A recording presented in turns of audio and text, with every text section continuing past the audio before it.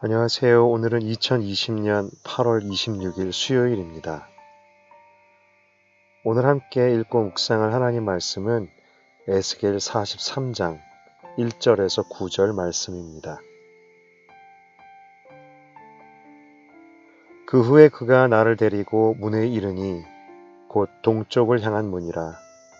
이스라엘 하나님의 영광이 동쪽에서부터 오는데 하나님의 음성이 많은 물소리 같고 땅은 그 영광으로 말미암아 빛나니 그 모양이 내가 본 환상 곧 전에 성읍을 멸하러 올 때에 보던 환상 같고 그발 강가에서 보던 환상도 같기로 내가 곧 얼굴을 땅에 대고 엎드렸더니 여호와의 영광이 동문을 통하여 성전으로 들어가고 영이 나를 들어 데리고 안뜰에 들어가시기로 내가 보니 여호와의 영광이 성전에 가득하더라.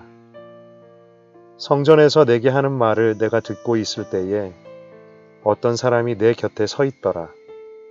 그가 내게 이르시되 인자야 이는 내 보좌의 처소 내 발을 두는 처소 내가 이스라엘 족속 가운데에 영원히 있을 곳이라. 이스라엘 족속 곧 그들과 그들의 왕들이 음행하며 그 죽은 왕들의 시체로 다시는 내 거룩한 이름을 더럽히지 아니하리라. 그들이 그 문지방을 내 문지방 곁에 두며 그 문설주를 내 문설주 곁에 두어서 그들과 나 사이에 겨우 한 담이 막히게 하였고 또 그 행하는 가증한 일로 내 거룩한 이름을 더럽혔으므로 내가 노하여 멸망시켰거니와 이제는 그들이 그 음란과 그 왕들의 시체를 내게서 멀리 제거하여 버려야 할 것이라. 그리하면 내가 그들 가운데에 영원히 살리라. 하나님께서는 40장에서 42장까지 에스겔에게 성전의 환상을 보여주십니다. 그리고 아주 오래전, 거의 20년 전에 이스라엘의 성전을 떠날 수밖에 없으셨던 하나님의 영광을 다시 보게 됩니다. 처음 그발 강가에서 에스겔을 부르실 때 나타나셨던 하나님의 영광, 그리고 이스라엘의 범죄로 그 영광이 예루살렘 성전을 떠나시는 모습 가운데 나타나셨던 하나님의 영광. 그 하나님의 영광이 이제 에스겔에게 보여주신 하나님의 새 성전으로 임재하시는 모습을 보여주십니다. 에스겔은 하나님의 영광이 임재하실 때 그 하나님의 음성이 많은 물소리와 같다고 또한 땅이 그 영광으로 인하여 빛난다라고 기록합니다. 많은 물소리, 이것은 폭포수와 같은 웅장한 물소리이고 또한 깊은 산 속에서 쉼없이 흐르는 계곡의 물소리와 같은 하나님의 음성이라고 합니다. 메마른 우리의 영혼을 살아나게 하는 소리, 쉼이 없는 우리에게 평안과 안식을 주는 소리, 그리고 땅은 하나님께서 임재하시는 곳마다 그분의 영광의 빛으로 빛납니다. 어떤 어둠이 깔려 있는 것도 어떤 상처가 있는 곳에도 하나님의 임재는 이런 것 같습니다. 생명의 물소리, 어둠을 비춰주는 빛. 바로 우리들의 영혼에, 우리들의 삶에 하나님의 임재가 필요한 이유이고 또한 온 땅에 하나님의 임재가 필요한 이유이지요. 우리를 일으키시고 회복시키시는 그 하나님의 임재를 정말 간절한 마음으로 사모하게 됩니다. 하나님은 또한 에스겔에게 말씀하십니다. 인자야, 이는 내 보좌의 처소, 내 발을 두는 처소, 내가 이스라엘 족속 가운데 영원히 있을 곳이라. 이 성전은 하나님의 보좌가 계신 곳, 하나님께서 그분의 백성 가운데 영원히 거하실 곳이다 라고 말씀하십니다. 하나님께서는 누구보다도 그 백성들 가운데 거하시기를 원하십니다. 우리가 하나님의 임재를 찬양하고 고백하는 것 이상으로, 우리가 사모하고 바라는 것 이상으로 하나님께서는 그 백성들 가운데, 바로 우리들 가운데 거하시기를 원하십니다. 바로 우리의 마음 가운데, 우리의 삶 가운데, 우리의 생각과 말과 행동 가운데. 그리고 하나님께서는 그분의 임재를 잃어버리지 않을 방법을 또한 말씀해 주십니다. 하나님과 영원히 함께할 수 있는 방법. 그것은 계속해서 에스겔에게 그리고 다른 선지자들을 통하여 말씀해 주셨던 것이었습니다. 바로 우리의 마음과 삶 속에서 우상을 제하는 것이지요. 하나님은 그 우상을 제한다면 영원히 그들 가운데 거하시겠다, 영원히 사시겠다라고 말씀하십니다. 그런데 오늘 본문에서는 이스라엘이 범한 우상 숭배의 죄를 두 가지로 말씀해 주십니다.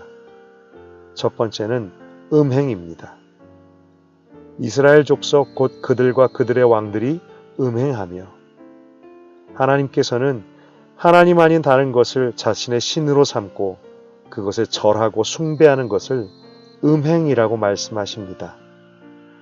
다른 신과 형상에 절을 하며 예배하는 행위도, 하나님 아닌 것을 의지하고 두려워하는 것도, 그리고 자신의 욕심과 탐욕을 채우는 행위도 음란하게 우상을 섬기는 것이라고 하십니다. 이스라엘 백성들이 끊임없이 행했던 범죄였고, 또한 하나님의 백성된 우리들도 알게 모르게 우리의 삶과 마음에 안팎에서 범하는 죄이기도 합니다. 그리고 또 한 가지 말씀해 주시는 것은 죽은 왕들의 시체에 대한 말씀입니다. 죽은 왕들의 시체, 이것은 어떤 뜻일까? 어떤 상징적인 말씀일까요? 현대인의 성경을 보면 이렇게 번역되어 있습니다. 이스라엘 백성과 그 왕들이 다른 신을 섬겨 창녀짓을 하고 산당에 왕들의 우상을 세워 내 거룩한 이름을 더럽히는 일이 다시는 없을 것이다. 이제 그들은 다른 신을 섬기는 창녀짓을 버리고 생명 없는 왕들의 우상을 제거해야 할 것이다.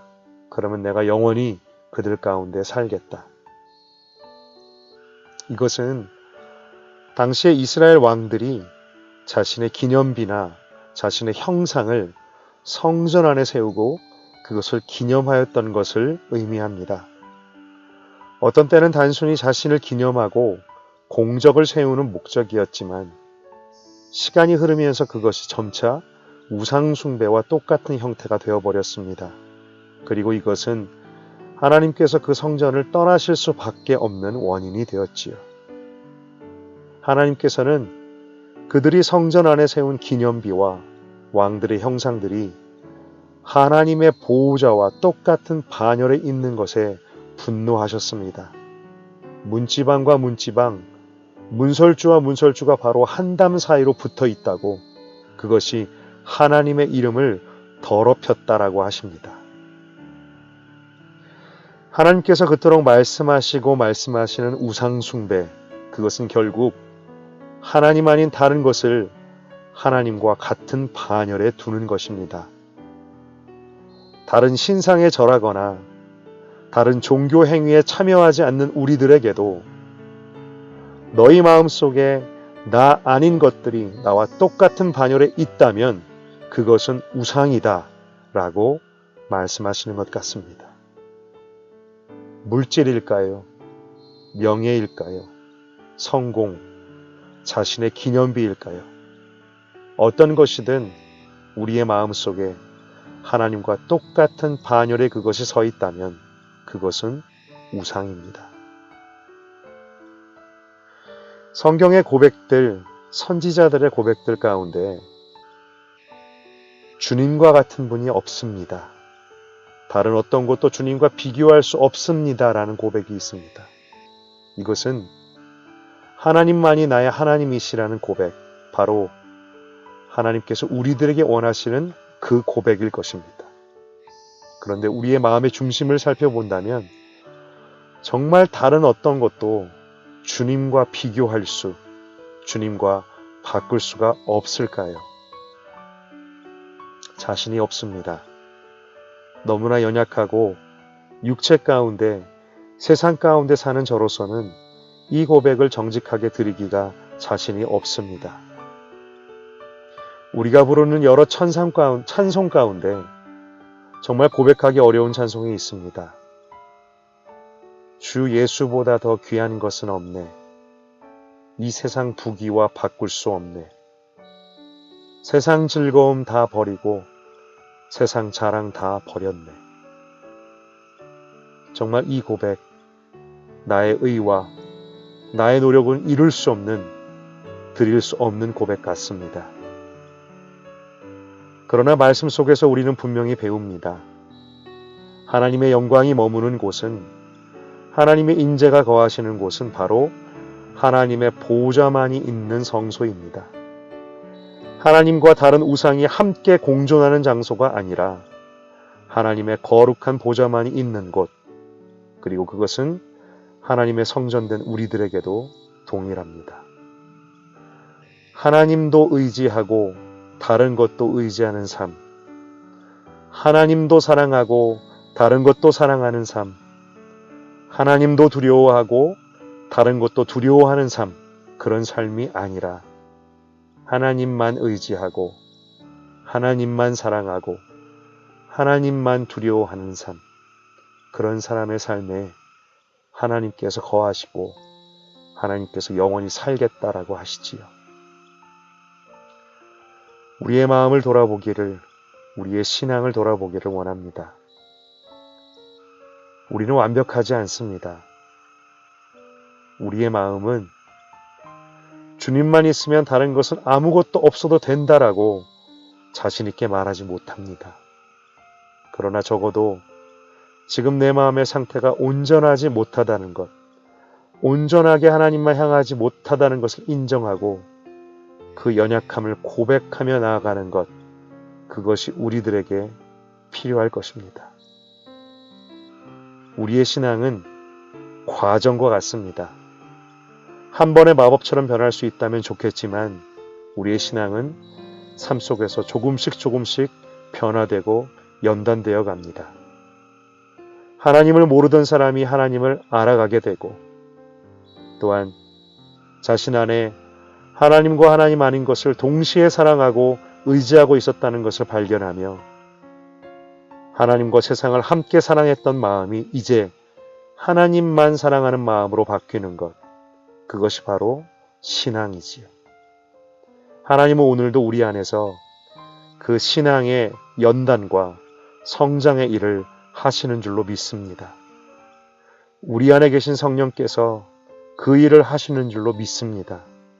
오늘도 말씀 속에서 우리 안에 하나님과 같은 반열에 있는 것이 무엇인지를 성령께서 보여주시고 알게 하시고 그것을 하나님 앞에 회개하며 내려놓을 수 있게 하는 은혜가 있기를 소망합니다.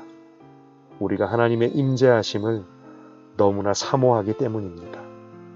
하나님께서 우리 삶에 거하시지 않으시면 우리가 살 수 없다는 것을 우리가 연약하나마 부족하나마 이제 우리가 믿기 때문입니다.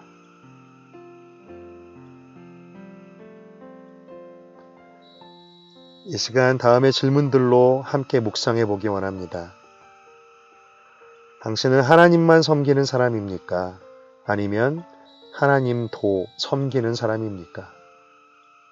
당신 안에 하나님과 같은 반열에 있는 우상들은 어떤 것이 있을까요? 하나님께서 그토록 선지자들을 통하여 우상에 대한 말씀을 거듭 반복하여 말씀하시는 까닭은 무엇일까요? 당신은 하나님의 임재하심을 얼마나 사모하십니까? 하나님과 함께 하기 위하여 버려야 할 것들을 과감히 버릴 수 있을까요? 함께 묵상해 보기 원합니다.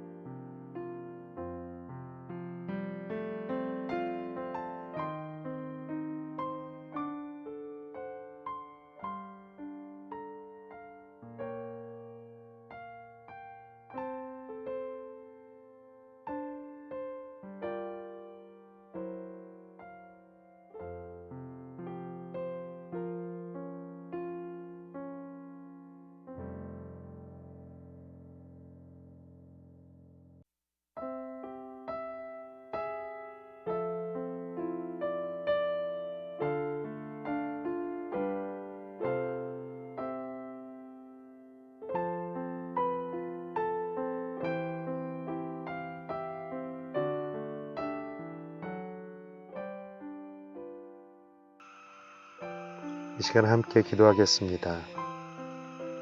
하나님, 참으로 저희 마음속에 하나님과 세상이 하나님과 하나님 아닌 것이 정말 똑같은 위치에 있다라는 것을 발견하게 됩니다. 주님, 그러나 주님께서 거하시는 처소는 하나님의 보좌만이 있는 바로 그 처소임을 배웁니다. 연약한 저희들, 하나님이 함께 하시지 않으시면, 하나님의 임재가 없으면 정말 살 수 없는 저희들, 이 시간 말씀 가운데 보여주신 우리 안에 제하고 버려야 될 것들을 하나님의 임재를 사모하기에 과감히 버릴 수 있는 그러한 은혜를 허락하여 주시옵소서. 저희들의 믿음의 과정은 하나님 정말 느리지만 하루하루 조금씩 변화하는 과정이라고 믿습니다. 하나님 아버지, 오늘도 순종하는 자 가운데서 역사하시고 일하시는 그 성령께서 우리의 생각과 마음과 우리의 삶 가운데서 그 주님의 일을 행하여 주시옵소서.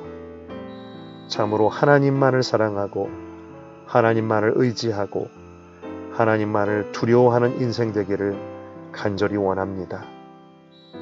예수님의 이름으로 기도드렸습니다. 아멘.